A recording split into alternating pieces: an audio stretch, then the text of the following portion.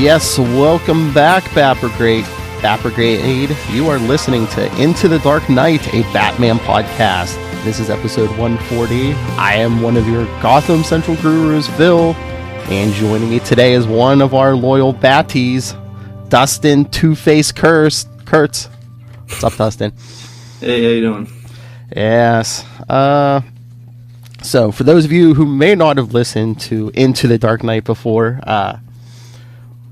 this is what we usually do. We're going to thank the sponsors, talk about maybe some Batman news, and then get into our Bat-Signal arc.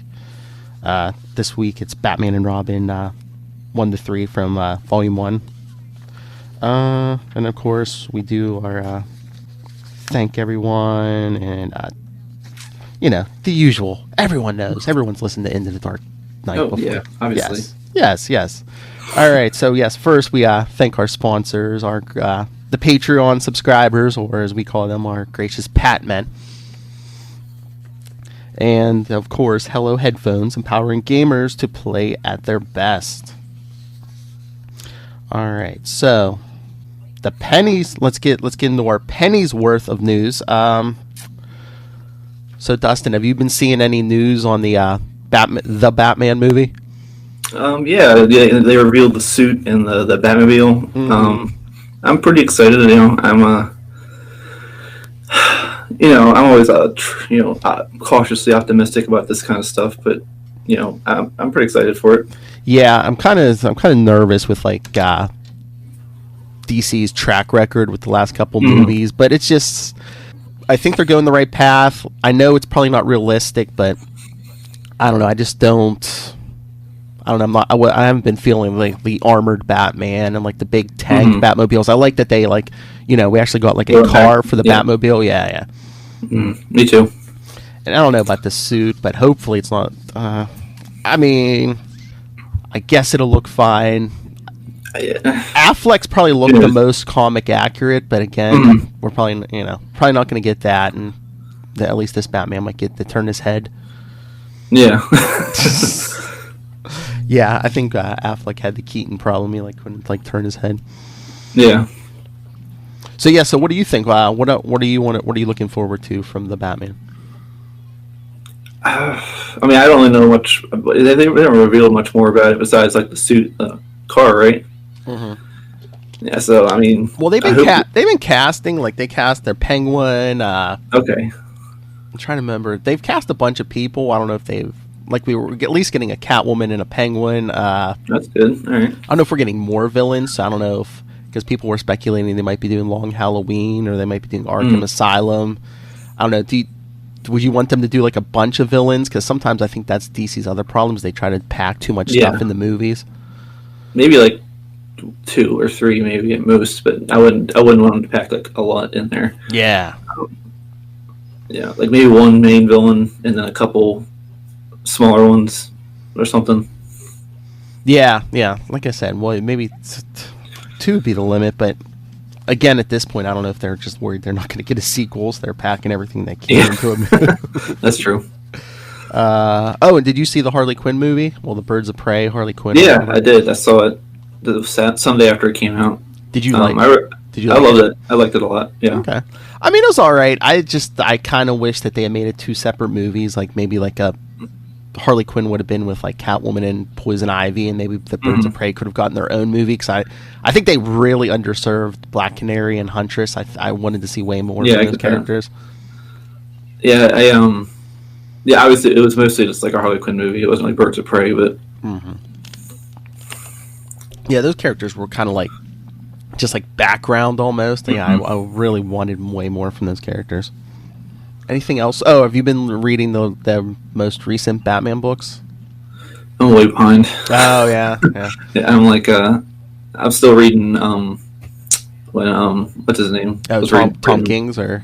Yeah, Tom King. Yeah, I'm still reading on that stuff. That was a pretty decent run. I really like the new stuff by who's that? James Tynion the fourth. Yeah. Yeah, I really like him, so I'm excited to read that stuff. Yeah, he's really doing some good stuff with Batman and Catwoman, and then there's this whole speculator thing with the one issue of Batman was selling online for $40 because of Joker's new sidekick.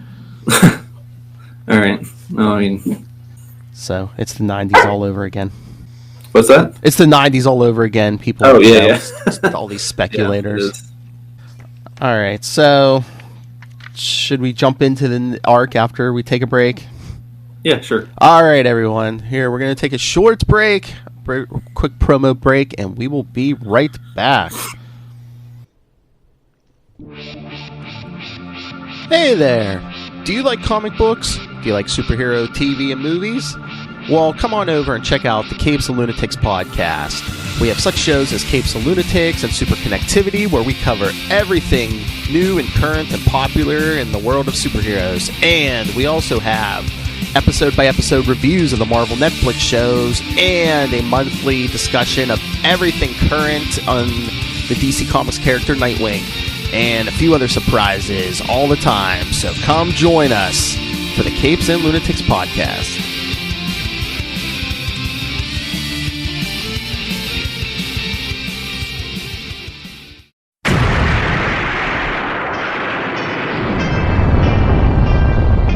I am Connor from the House of L. And I am Ray from the House of Zod. We are two of the many survivors of Krypton's destruction, and we have made our home in Australia, and dare I say, have become Australians, for better or worse. But we have also decided to read Superman comics, read Superman books, watch Superman shows, cartoons, movies, basically everything Superman, and from an Australian perspective as well. Whether you're a seasoned fan, like me, Or whether you are coming in fresh, wide-eyed and wanting to learn more like me, then this podcast is for you. Join us for our bi-weekly adventures available on all good podcast catchers. so just search for Last Sons of Krypton, a Superman podcast. We'll be coming to you from Australia or some cosmic dimension, wherever we are that week. Up, and away!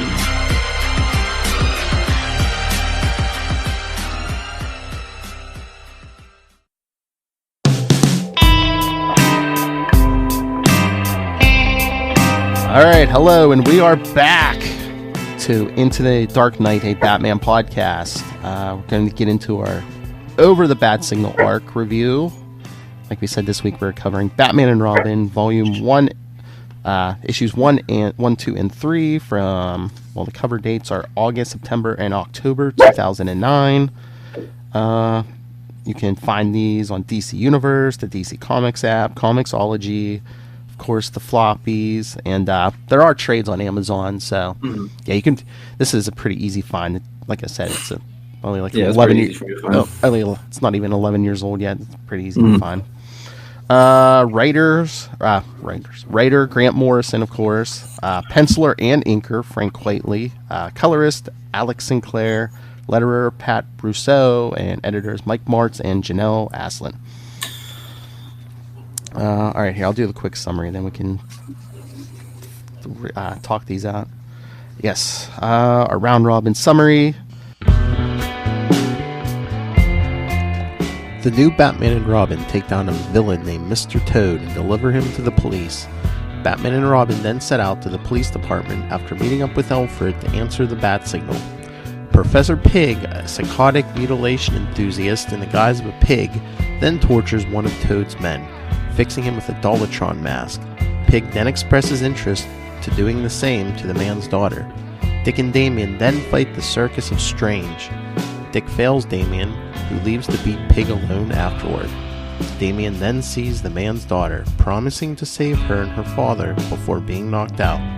Eventually, Dick and Damian stop the gang while the girl is saved by the Red Hood in a new uniform.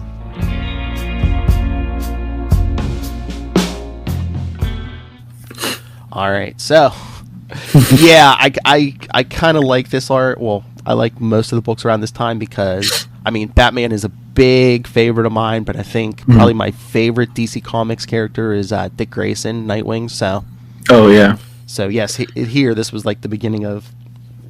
At this time, everyone thought Bruce Wayne was dead, so, yes, as you probably got from the summary, Dick Grayson was the new Batman, and Damian Wayne was the Robin, so... I feel like I've been talking forever. Dustin, what do you think of this? I really liked it. I'm a huge fan of Grant Morrison. I mean, I like his stuff, but I'm not like obsessed with him. As some people get. Yeah. But I really like this. I like the art. Frank Quitely is or was it Quitely? Sorry, Frank Quitely is pretty good. His style is definitely unique. I could tell it was him before I even like looked at the name. I love Mr. Professor Pyg. Yeah. I feel like he gets underused a lot as a Batman villain. He's just like his creepy level is beyond anything else Batman has. And the whole circus stuff was cool. Kind of played in with Dick Grayson a little bit, because he has a circus past. The action was good. I really liked it. Yeah. Yeah, I mean, Grant Morrison, he's not the be-all, end-all for me, but I like a lot of his stuff, like his JLA from the 90s. I like that stuff. And then these two, Morrison and Quitely, worked on X-Men, was it the early 2000s? They did some interesting stuff over there, yeah.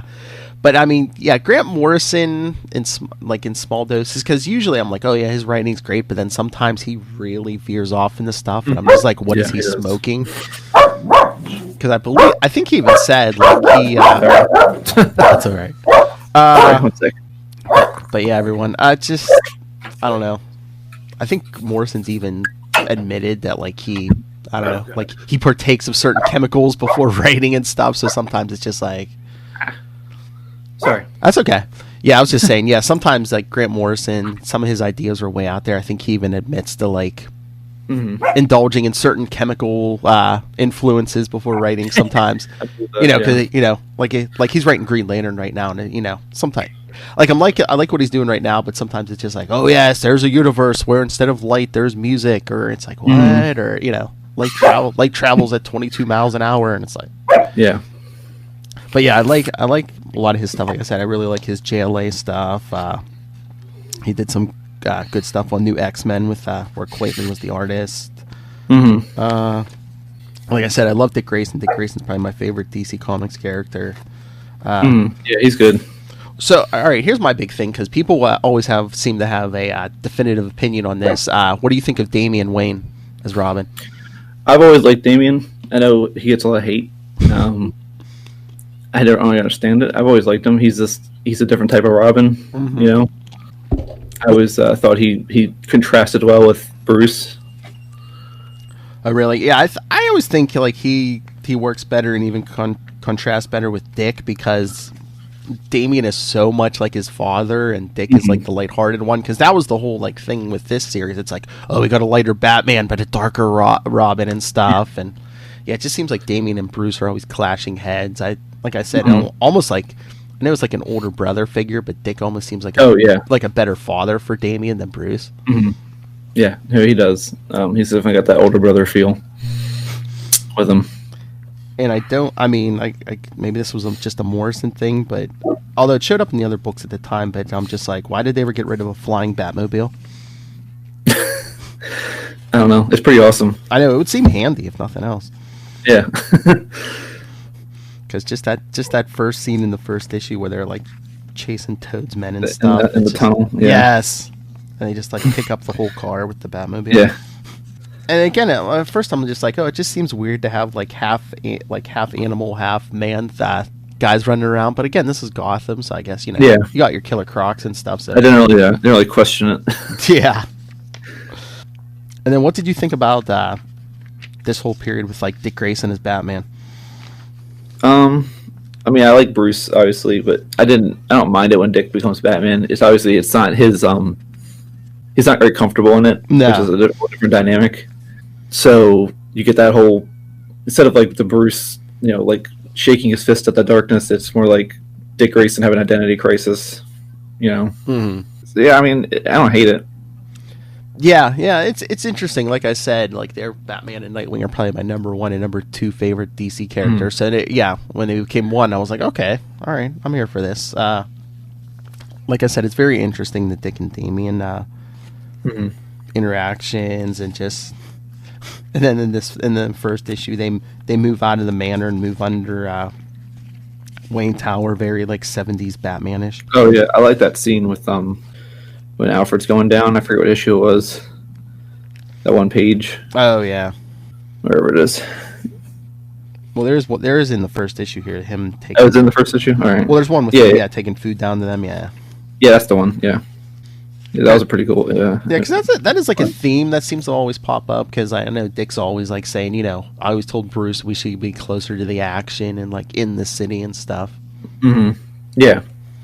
Which, I mean, certain ways it makes sense, but other ones it's just like you're the more isolated, the less chance you are getting, you know, your headquarters broken into. Yes. Yeah. So you think like in this whole story, like everyone, like Morrison got all the characterizations down good, like no one's like written out of character or anything. Yeah, I think so. I don't really, nothing seems that jarring to me. Yeah. You know, the ones that I'm familiar with seemed written pretty well. Mm-hmm. Like Pyg and Damian and Dick and Alfred. I also like how Morrison writes Commissioner Gordon in this, because it's like I think Gordon kind of figures out that it's Nightwing under the mask. Yeah. Because like when Dick became Batman in Prodigal in the 90s, like Gordon seemed to have no idea, and he just was just like all pissed that it was like he's like, oh no, another fake Batman. You know, why isn't Batman telling me what's going on here? I like that he like kind of figures it out, and even says he's like I think is it in this arc or the next one he says something like, oh yeah, the guys on the force, like, you know, kind of hinting around. Oh yeah, the guys on the force kind of like you more than the old Batman because you're actually like nice to them and stuff. Yeah, yeah. I thought that was funny. It's just like, yeah, you treat them like human beings. Yeah, they like. But this art is just, I love this art. It's great. Quaitly, I think, does a good job. Even just like the coloring and stuff, like even when they're in the Batmobile and stuff, and. Oh yeah, Alex Sinclair colors. Yeah, the colors are great because Oh yeah, it's very colorful. They give it like that red tone when they're in the Batmobile and everything, and yeah, just the skies and stuff. And and then that splash page when they glide out of the Batmobile. Yeah, I was just looking at that. Yeah, that's great. That's great. Even that bat signal in the sky, it's not like a perfect bat signal. Yeah. Of course, you know it's going to be going across clouds and stuff. Yeah, like you said, Professor Pyg. I don't think Professor Pyg gets I don't know if it's just because he's such a newer character that he doesn't get as much credit and stuff. Although they did have him on the Gotham TV show for a little bit, but which I found I haven't seen that. Yeah, I found it kind of weird since it's like a prequel. But I mean, okay. Yeah, I mean, I don't know if Professor Pyg doesn't get like. I mean, he's creepy, but I don't know if they're just like, oh, he's not tough enough or whatever. It's like, yeah, he does get beat pretty easy once it's time to throw down. You need some kind of gimmick, like a weapon or something. Bring him up to like Joker status or something. Yeah. Yeah, that's. Yeah, because right before this, that before Bruce Wayne disappeared, Morrison did the Batman R.I.P. arc, and it's just like, yeah, Morrison goes in for like that weird, creepy stuff, just like the Dr. Hertz and the Professor Pigs and stuff. Oh yeah, I'm looking at issue 2 because. Yeah, Gordon looking at Batman right away. It's like, hey, been gone for a while, and he's like, yeah. Oh, you can almost see him squinting. It's like, yeah, you look a little smaller, nah. Not as tall.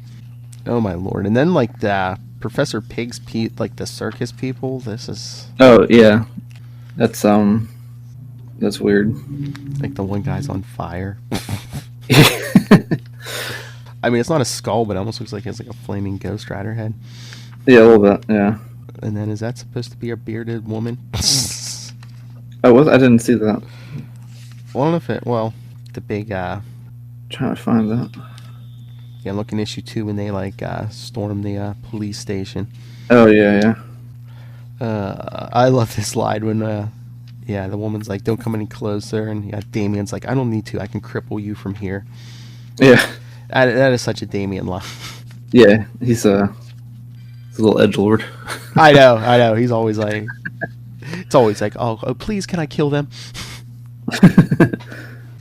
And I love Dick talking circus talk to these criminals. He's like, yeah, yeah, I know what you're talking about. Yeah, I know circus slang. And then, Toad and his crew been trading in some next level mind control drugs with Russian people traffickers. So shit gets real. Yes. Oh yeah, I love Damian's interrogation. He puts a bucket over her head and he's just like smacking the bucket. Explain. Yeah, that was funny. And then Mr. Toad gets killed. That's so weird, because isn't there like a Mr. Toad like children's book or something? It's just like, yeah, there is. Here's this evil. Here's this Gotham criminal. Although I guess like Mad Hatter. Yeah. Yeah. And Gordon and Bruce. Again, it's like they kind of swap the theme with like a lighter Batman and a darker Robin, but it's almost even similar to like when Jason Todd was Robin. Oh yeah. Because like, basically, Batman telling Robin, tone down the violence, no killing. What about your detective skills? What about learning how to obey a direct order? And then Damian's like, "Oh, you're poor impersonation of my father." It's like, your father for like 5 minutes before he disappeared. It's yeah. Well, he's a little bratty teenager, or he's not a teenager. He's 10, isn't he? Yeah, Either way, I think he's 10 at this point. Yeah, they've aged him up recently to like 13, I think. But yeah, he's like 10 here. I don't know if that was the whole gimmick, is like this mouthy 10-year-old, because I remember like reading all the books at this time, and like he'd get up on everyone's face, like when like even like Stephanie Brown, who's Batgirl at the time, he's like, "Do you deserve that bat on your less than impressive chest?" And just like should have been slapped. You're quite a few more. Yeah, he's timeout. And then just the whole pep talk with Dick and Alfred at the end of the second issue here is great. Oh yeah, when he's like, "The show must go on." Yes. Yeah. Because like you were saying, I think Dick's like, I can't be Batman, and like you said, Alfred's like, your parents were in show business, try not to think of Batman as a memorial, but Yeah, I thought that was because doesn't Alfred have like an acting background or something? Or in some versions, doesn't he? In some he does, yeah. I don't know. I'm trying to remember. He might still at this point, because sometimes he's an actor, sometimes he's like, former spy or whatever. I just love how he's like, he hates the cape, throws off his balance. He's like, that's the first thing I got rid of once I, became Nightwing. Yeah. But yeah, he's like, think of Batman as a performance, think of it as a great role like Hamlet or Willie Loman or even James Bond. I mean, it's all pretend. Yeah. I guess except for Bruce Wayne, he's always like, I'm Batman. It's, Bruce is the mask. Oh yeah. And then, Pyg and his people are hiding out at this circus. Like, it probably isn't, but like, I remember reading this. I was like, wait a minute, is this going to be like the circus from Killing Joke? That one the Joker bought in the Killing Joke. Yeah, I get that. I did have that. I was like, oh, it's getting that kind of vibe in it. But yeah, I don't think, or if they did, they never really like called it out or anything. Because of course Damian falls into a trap. No one saw that going. Issue 3 with Batman on his big like bat quad. Yeah. I love he's dragging that guy down the street. Oh. And then Gordon mentions, he's like, I allowed you access to this guy and you dragged him to the street. He's like, who the hell are you? I'm Batman. Yeah. I thought you were different. Yep. Oh, I think he comes around. He comes around by the end of this one. And then, Pyg has Damian tied up and has the girl. Oh, it's getting real when he pulls out like a power tools. Yes. Because he makes he has this sort of like he's not singing, but he has this like weird little like speech thing he does, like Joker does in the Killing Joke even. Yeah, I know. It's like I said, it's pure Morrison. It's like, yeah. Because he puts on, when he say disco music, he's like, starts going on about imagine you're a girl at a dance and meet a guy and his feet are pig trotters, and starts like taking his shirt off. It's just he's a weird guy. Who can expect me to work on antipsychotics? I just love Dean's like gets up in Damian's face, and at the end of the whole thing, he's like, Damian, you just redefined wrong. Oh, Damian. Yeah, but then it breaks free because, like, Pyg puts like these masks on people, and like you really can't get him off, and because he uses them to control people. Yeah, he calls them Dollotrons, right? Yep. Yeah. Oh Lord! Then Batman finds more Pyg's people in the city because they sneeze on them. Well, yeah, because he thought they were carrying bombs, but they're carrying germs. It's like some highly contagious disease. This is too real. Yeah, I was gonna say that would never happen. I don't know. Oh, but Damian frees one of the girls who's not. She has one of the masks on, but she's not under Pyg's control. Yeah, she didn't do the whole process. Yeah. And then I see a big. It seems like the big theme here is fire, because then like it seems like Professor Pyg is on fire. Lots of fire. So they're fighting on a roller coaster while Pyg's on fire. I'll beat your face right off your skull for that. He's got that fire stick on his hands. Yes. Of course, Batman shows up, and they. It just looks like they're. Well, everyone's in dresses and has those masks on. It almost looks like they're beating up a bunch of women. Oh. I like when they punch him and they crack his mask in half. Yes. They both hit him. And they call Gordon, tell him, that's spreading like the flu. Oh, yes, they're spreading addiction. It's like... Yeah. He finds the antidote. I know, he's like, I don't know how easy it's going to be, and, the one he wrote antidote on, maybe. But Damian's friend gets away. Lord. Laszlo Valentin, low-rent extreme circus boss who becomes Pyg, financing his experiments by selling next-generation narcotics to small-time Russian gangsters. Some sordid drug trade tale. I know. I love Gordon's like, that's all it is? Batman's like, yeah, and then, it took Pyg a while, but he finally figured out that he, the potential of the scheme, he could infect the whole city, hold it for ransom, revolutionize the drug trade. Oh yeah, see, Gordon's whole thing. My men asked me to thank you for saving their lives back at the HQ. Whatever happened these last few months, and I don't want to know what happened. You can count on my support. So I think he figured out it's Nightwing. But yeah, I kind of like that. That's that theme that every so often they bring up where it's like, they kind of hint around that maybe Gordon knows who's under the mask, but he, plausible deniability. It's like, hey, if a government agency asks me, I don't know who Batman is. Yeah, definitely. But yeah, so Dick gives Gordon the antidote. Yeah, but these masks are like surgically like.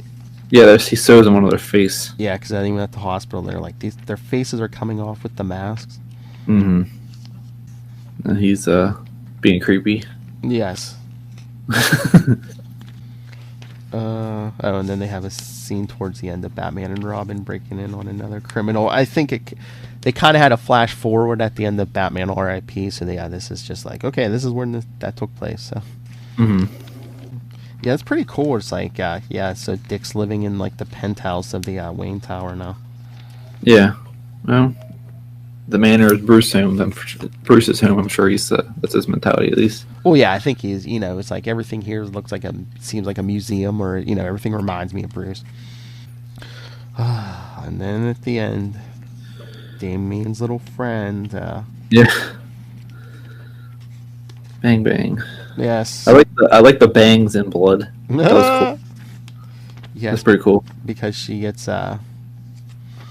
she picks up a new friend. The Red Hood, Jason Todd, which it's kind of interesting because like for some reason like in this book, I don't know if it was a Morrison thing or a Quitely thing, but he's wearing a completely different outfit than he wears like in any other appearance. This is like the old style Red Hood, like with that big. Yeah, he got the big cylindrical thing. Yeah, he's like wearing an outfit with like a cape and stuff, and I'm just like, yeah. At this time, everyone else has him in like a leather jacket. But I guess he's kind of crazy at this point. So, because the next arc was Revenge of the Red Hood, but yeah. Yeah. So overall, what did you think of this one, this arc? I like it. It was it's entertaining. I didn't feel like I was being forced to read it at any point. It was a good arc. Yeah. It was short. It wasn't too long. Yeah, nice and smooth. Yeah, they didn't drag it out for like, 6 or 7 issues like a Bendis or something. Yeah. Because I was gonna say we have a couple different ratings we could do. We can either do like a quarter bat, a half bat, a 3/4 bat, or a full bat, or just a complete Batman for absolute excellent issues. Or, I have a scale of 1 to 10. 10 being a Joker and a 1 being a Maxi Zeus. So. Okay. I guess we'll do the quarter bats. Okay. That one. So what do you think? I think it was like a 3/4 bat. Yes. Yeah, I think I gotta agree with you. Yeah. Again, there was some setup in this, but again, that's fine. And then there were like at least 3 Batman books going at this time, well, 3 or 4 at least. Yeah. But yeah, no, I agree. It's good. Really gets you, sets up the new Batman and Robin. And I haven't read too much of this era, but I enjoyed it. Yeah. Yeah, not too much. Like I said, Morrison can be way over the top sometimes, so this wasn't that bad. It wasn't too over the top. Yeah.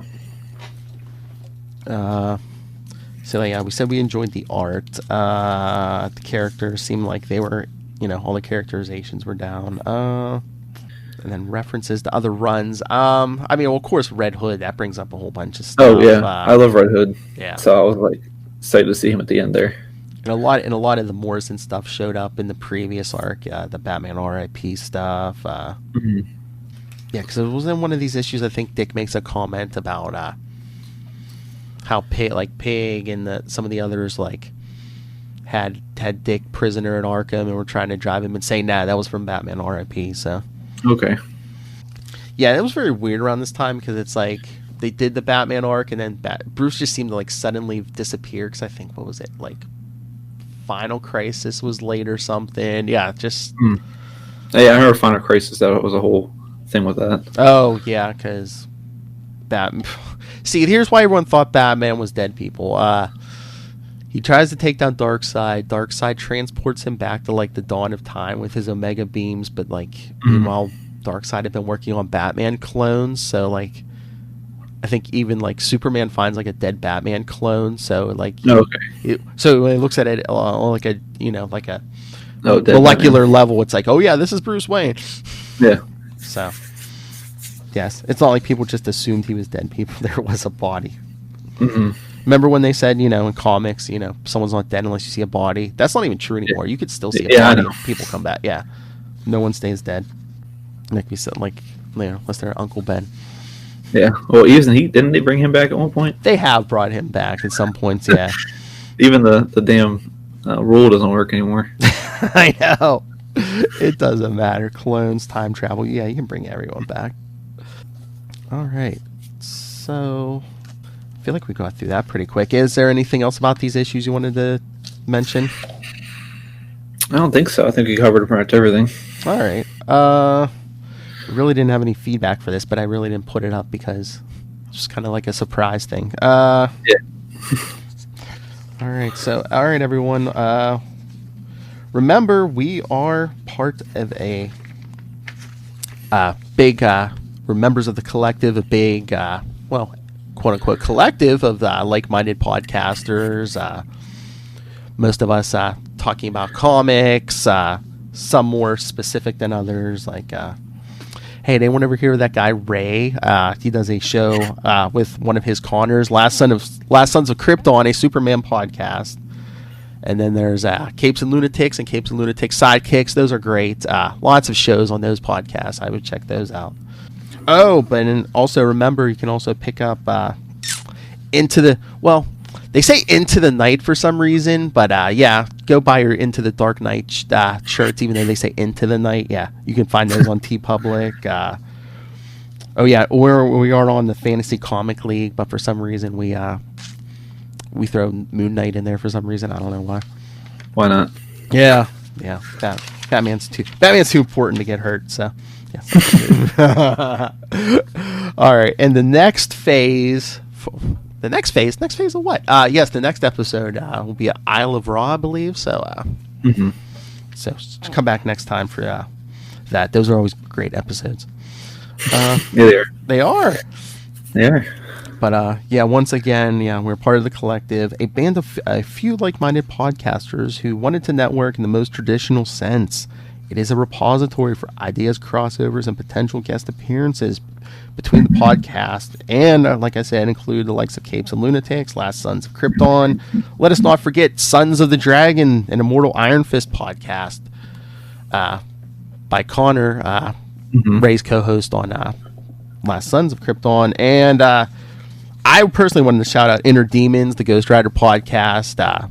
Brian's been solo over there for a while. Brian, you're doing a good job. Keep it up. If you need someone for an episode or two, let me know. Like we said, again, the big thanks to Hello Headphones for sponsoring the podcast. And again, check out the show notes on this episode for all the information you'll need. But and again, if you're listening to this on iTunes or wherever you're listening to it, give us a rating.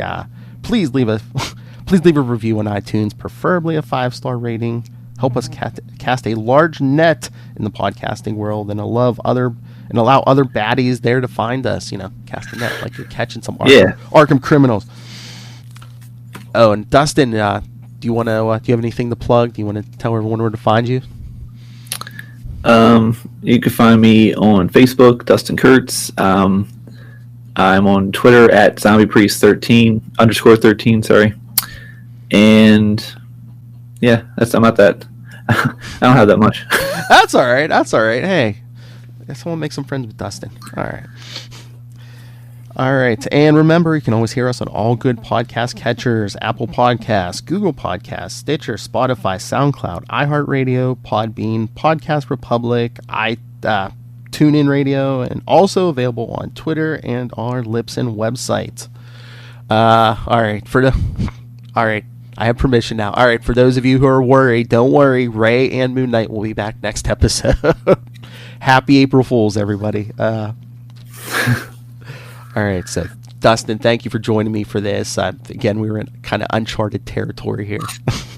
Yeah. All right, everyone. Thank you. And as always, may Batman watch over all citizens of this dark night. Catch you later. Bye.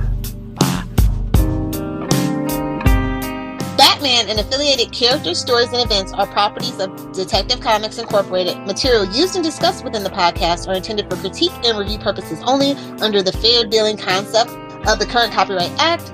The views, information, or opinions expressed during the podcast are solely those of the individuals involved and do not necessarily represent those of the copyright owners.